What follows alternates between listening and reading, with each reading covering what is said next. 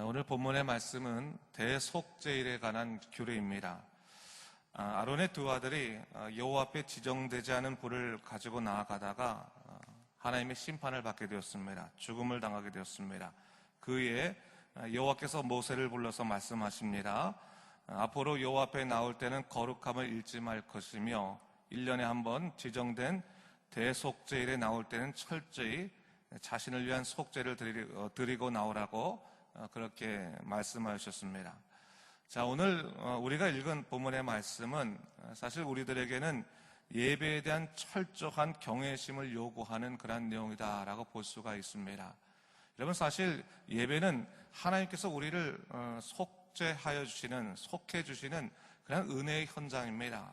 그러나 이 은혜의 현장이 우리에겐 영적으로 살아나는 것이며 회복의 시간이고 장소인 것은 분명하지만 사실은 자칫 잘못하면 영적으로 해이해질 수 있는 습관적인, 형식적인 현장으로 변할 수도 있다고 하는 사실입니다.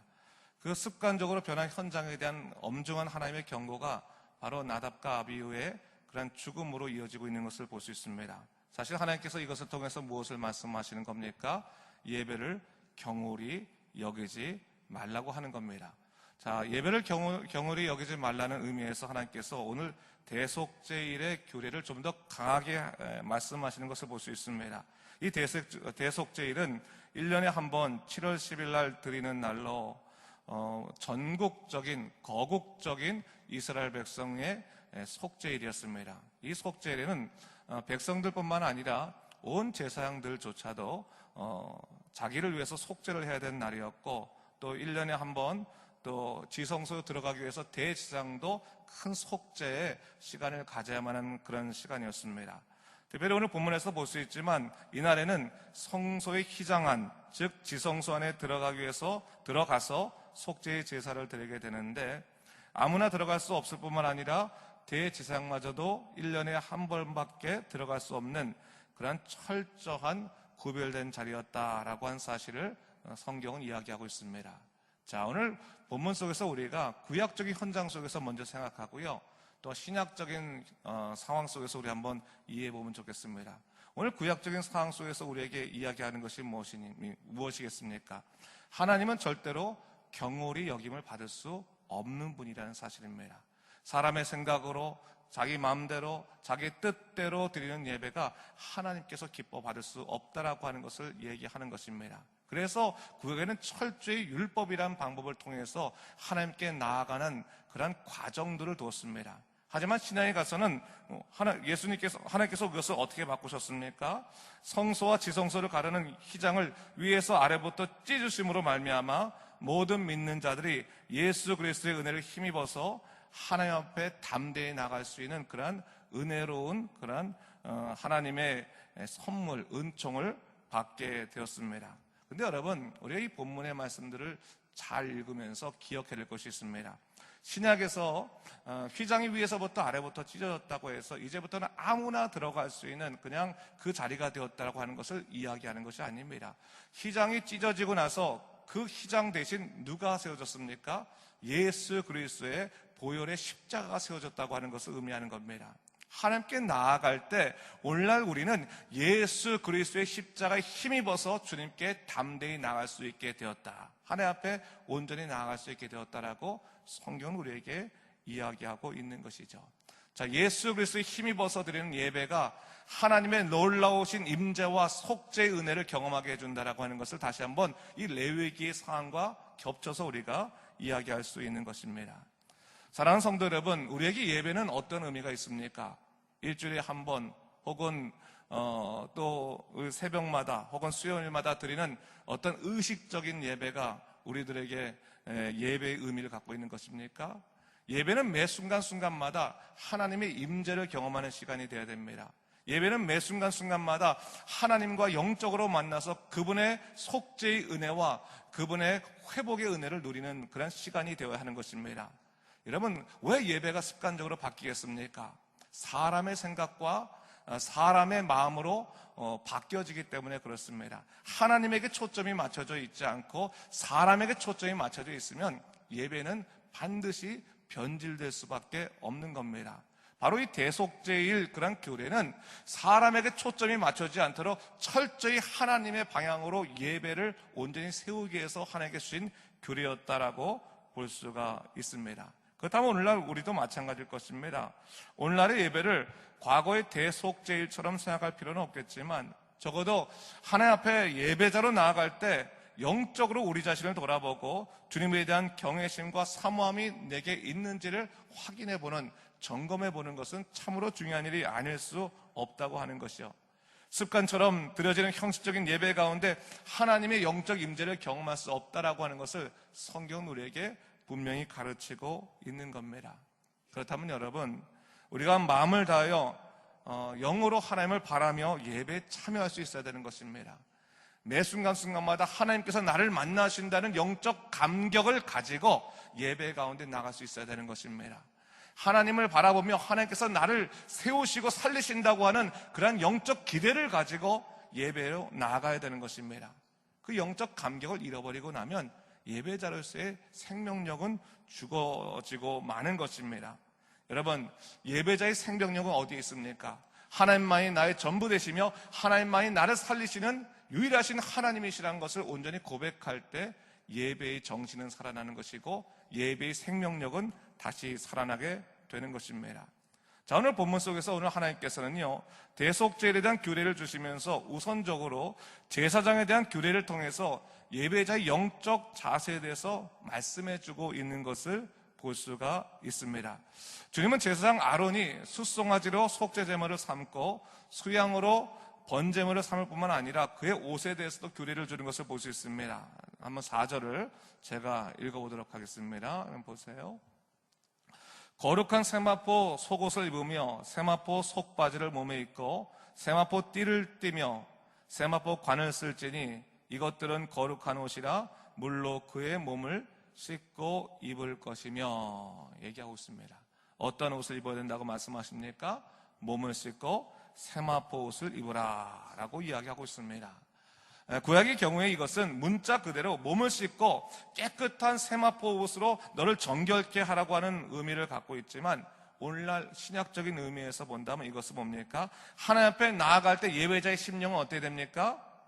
정결한 심령을 가지고 주님께 나아가야 된다고 하는 것입니다. 그렇다면 여러분, 정결한 심령이 뭐겠습니까? 우리 스스로가 마음을 깨끗이 하는 어떤 훈련을 통해서 깨끗한 마음을 갖고 나아가는 것이 정결한 심령으로 나아가는 것입니까? 하나님께서 원하시는 정결한 심령은 그런 것이 아닙니다. 정결한 심령이라고 하는 것은, 하나님 앞에 정결한 심령이라는 것은 하나님 앞에서 내 자신이 아무것도 아니라고 하는 것을 고백하는 겸손한, 겸허한 심령이, 이것이 바로 깨끗한 심령입니다. 더불어서 나의 모든 죄들은 주님으로 인해서 온전히 새롭게 된다고 하는 예수 그리스도의 보혈의 능력을 믿는 그런 마음이 사실 깨끗한 심령입니다. 그 심령으로 주님께 나아갔을 때 우리는 십자가의 보혈의 은혜로 말미암아 회복되는 놀라운 역사를 경험하게 되는 것입니다. 여러분, 우리가 예배 현장 속에서요, 세상적인 것 가져갈 이유가 하나도 없습니다. 가끔 가다 보면요, 예배가 우리 성도들에게 있어서 복받기 위한 수단으로 여겨질 때가 많이 있습니다. 그래서 여러분, 어떤 식이 있습니까? 사실 예배를 절대로 우리가 빠지면 안 되는데 숫자적으로 계산할 때가 있잖아요. 그렇죠? 숫자적으로 나는 얼마만큼의 양을 통해서 나는 바른 예배자로 살게 되었다, 나는 서게 되었다라고 생각하는 경우도 있을 수 있습니다.